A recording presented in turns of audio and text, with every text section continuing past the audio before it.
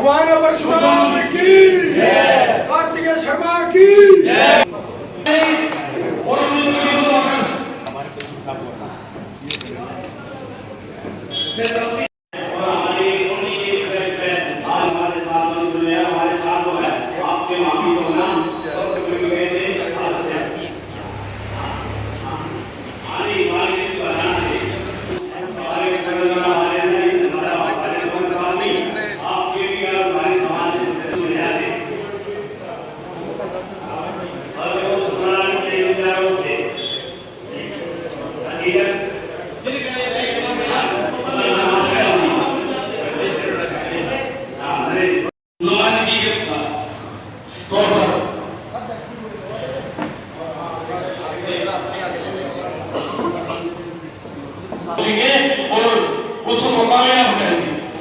ना तो मैं सांसद के रूप में आपके बीच में आया हूं, ना ही मैं मुख्य अतिथि के रूप में आपके बीच में आया हूं।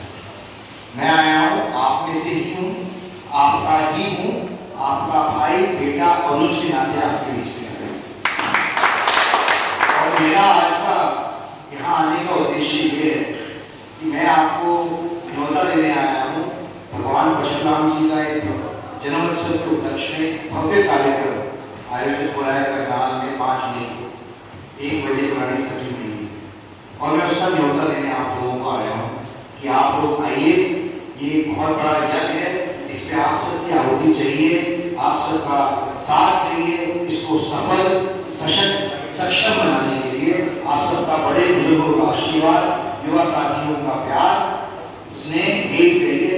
देखिए, मैं रोहतक से चुनाव को नहीं लड़ता, ना ही मैं आपसे वोट मांगने आया हूँ, मैं सिर्फ प्यार मांगने आया हूँ आपसे और आशीर्वाद। तो मैं कुछ और बातें भी आपके समक्ष रखूंगा क्योंकि मेरा आपसे मिलने का मौका पहली बार है, आने का मौका पहली बार मिला है। तो मैं आपके समक्ष रखना चाहता हूँ कि जब मैं सामाजिक जीवन में आया तो मैं बड़ी साफ सोच लेकर आया, स्पष्ट सोच लेकर आया। और ये सोच कहीं ना कहीं पंडित विनोद शर्मा जी की शैली और विचारधारा से ही उत्पन्न हुई। मेरी 2 सोच है, अगर सार्वजनिक जीवन में रहना है और राजनीति करनी है तो मैं दृढ़ निश्चय लेके आया हूँ कि मैं अपने समाज के और गरीब लोगों के काम से, अगर ये नहीं कर सकता तो मेरा सार्वजनिक जीवन में आना व्यर्थ। तो मैं आपको इस मंच से आश्वस्त करके जाता हूँ कि जो मैं कर पाऊंगा, जो मेरी शक्ति है, जो भगवान का दिया हुआ आशीर्वाद है, मैं कोशिश करूंगा उसको ज्यादा ही करूंगा।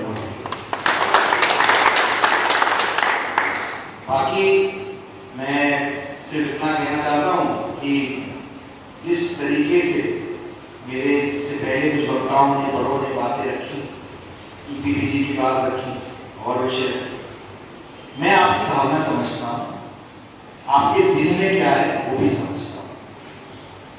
इसलिए मैं आपको आश्वस्त करके जाता हूँ कि जब मैंने करनाल में भगवान परशुराम जी का महाकुंभ का आयोजन किया लगभग 1.5 साल पहले, उसका भी यही औचित्य था कि हम समाज की जो प्रमुख मांगे हैं उनको रखने का काम है।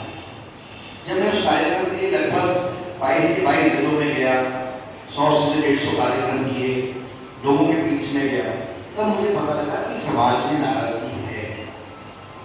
तो मैंने पता करने की कोशिश की क्या कारण है नाराजगी।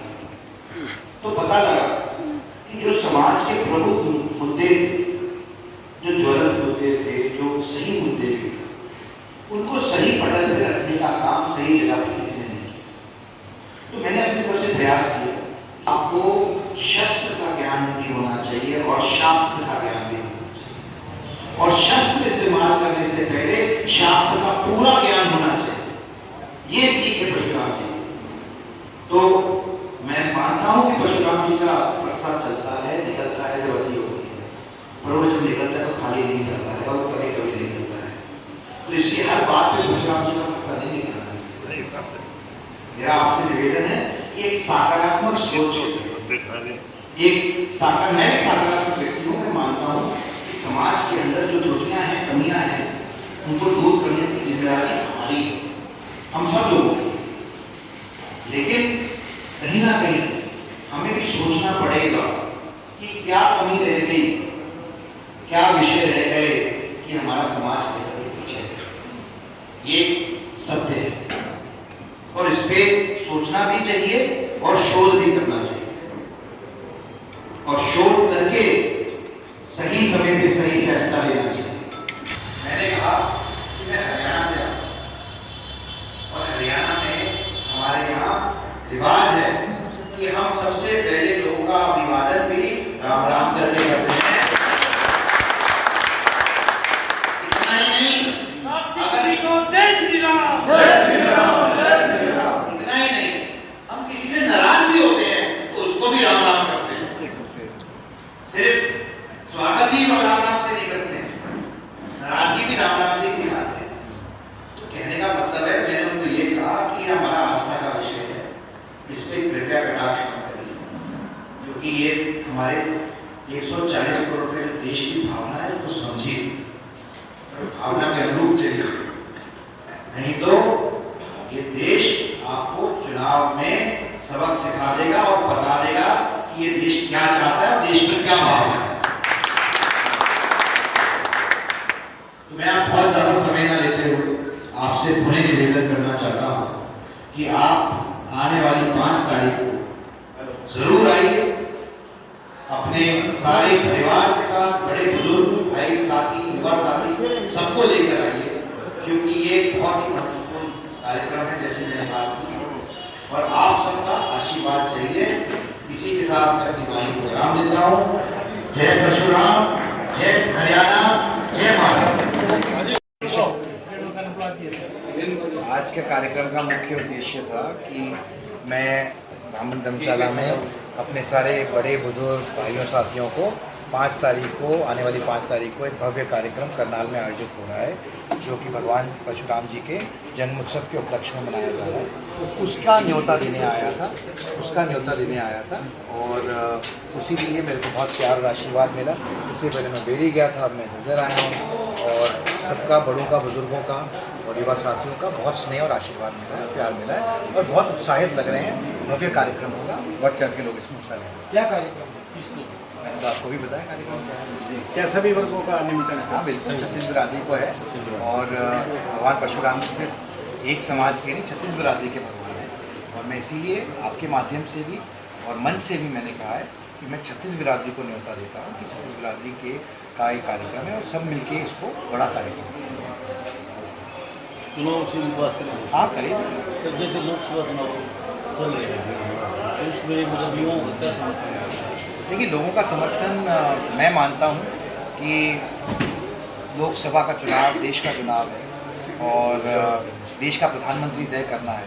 हम अपना एमपी तय करते हैं और जितने एमपीओ की संख्या बढ़ाती है वो आगे देश का प्रधानमंत्री तय करता है। तो मुझे लगता है देश ने मन बना लिया है कि अगला प्रधानमंत्री नरेंद्र मोदी जी होंगे और प्रचंड बहुमत से वो सरकार। 400+ का चुनाव है, क्या उसमें मतलब है? देखिए, मैं कोई चुनावी विशेषज्ञ तो हूँ नहीं, लेकिन मैंने जैसे कहा कि प्रचंड बहुमत से वो सरकार बनाएंगे, ऐसा मेरा मानना है कि देश ने मन बनाया।